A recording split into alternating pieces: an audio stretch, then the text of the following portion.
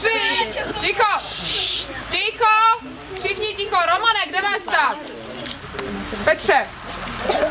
Takže 3, 4. Pec nám spadla, kdo pak nám ji postaví? Starý pekař není doma a mladý to neumí. Zavoláme na dědečka, ten má velké kladivo, dá do toho 4 rány a už je to hotovo. Ještě jedna soka, ne? Ještě jedna. A jaká? Nevím, ale ještě jedna. A zavolali na dědečka, ten dal 4 rány a tak to nevím dal. Ne. Tak to je. Děti, máte nástup, tady stojíte jako pytel blé. Tak co myslíte, děti, stačilo to?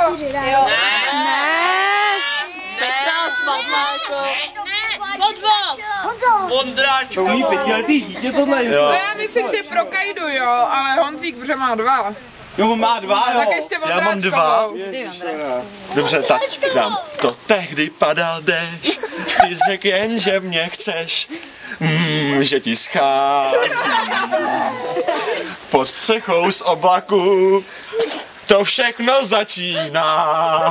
A to tehdy padal déšť, ty jsi řekl jen, že mě chceš, že ti scházím.